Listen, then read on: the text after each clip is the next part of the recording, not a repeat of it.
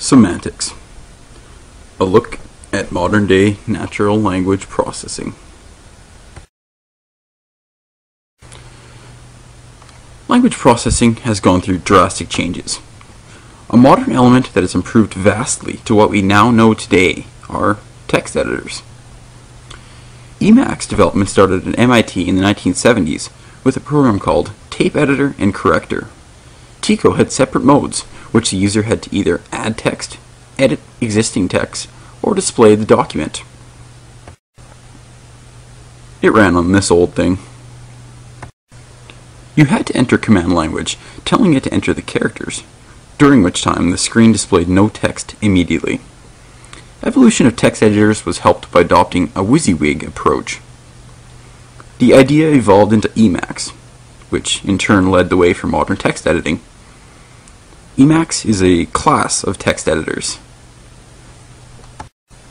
The new Emacs manual describes it as the extensible, customizable, self-documenting, real-time display editor.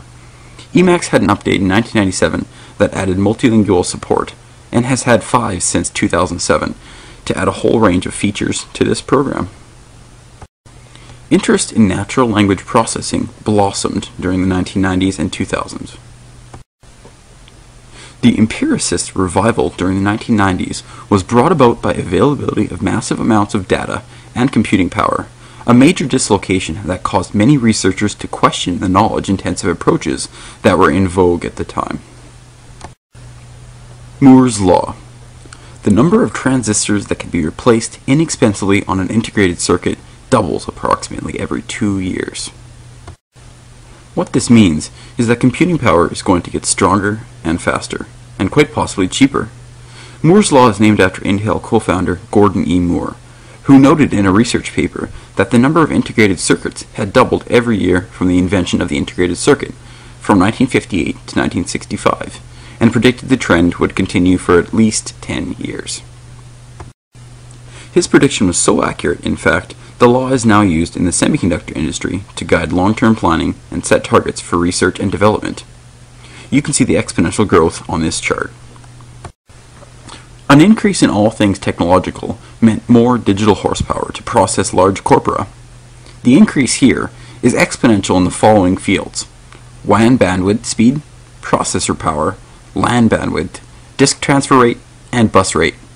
The lowest is disk seek rate. Progression in that domain has been hampered by physical limitations.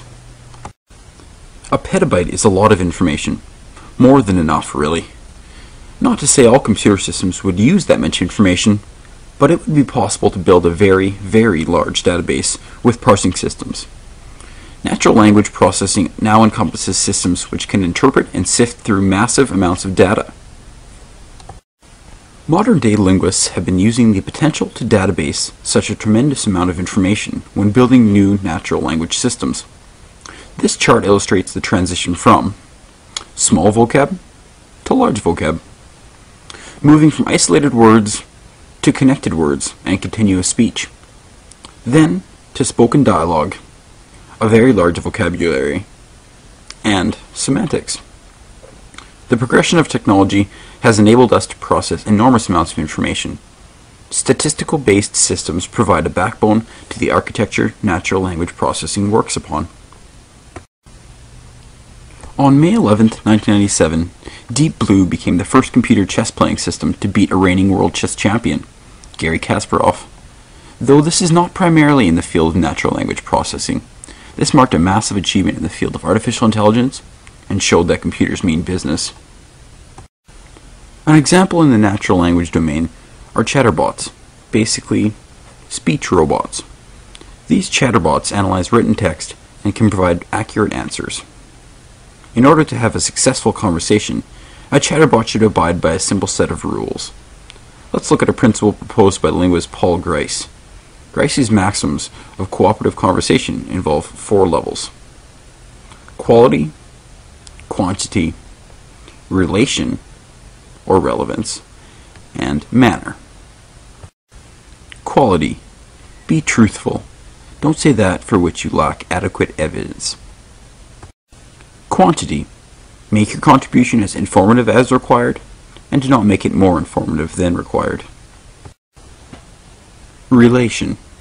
Be relevant. And lastly, manner. Be orderly, avoid ambiguity, and avoid obscurity of expression. Flouting the maxims. It wouldn't make sense to reply to a question about the weather with an answer regarding groceries, because it would violate the maxim of relation, as much so as responding to a request for milk with an entire gallon instead of a glass would violate the maxim of quantity. It is possible to float a maxim intentionally or unconsciously, thereby conveying a different meaning entirely. In many cases, this floating can be manipulated by the speaker to produce a negative pragmatic effect, such as sarcasm or irony. Here's an example of two chatterbots. I've set them up having a conversation. The female is represented by Alice, and the male is represented by Jabberwacky. Will you talk to me? Are you a Star Trek fan? Are you?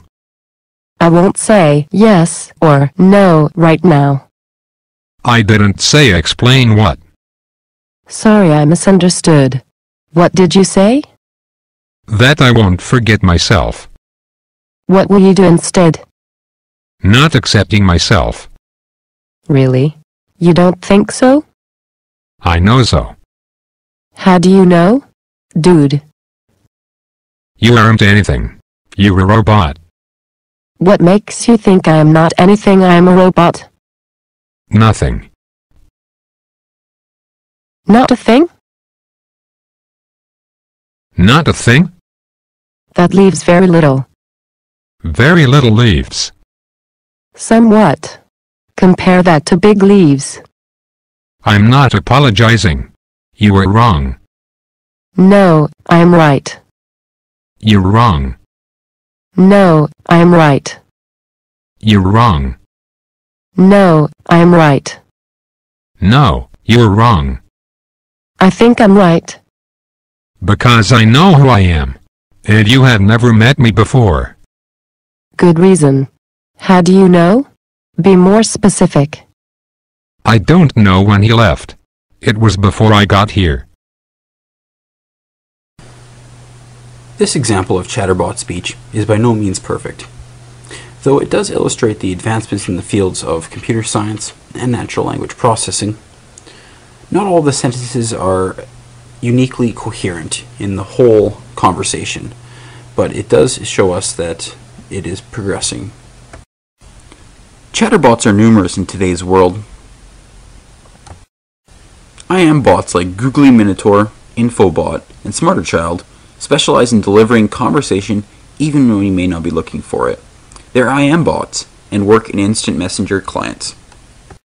The evolution of chatterbots is just a simple step in the progression of natural language processing, with much more in store for the future, especially for people with a lot of disposable income. Computing power has continued to trend upward, and it looks promising that our language processing systems will continue to improve as well, as available digital horsepower for powering our computer systems is in no short supply.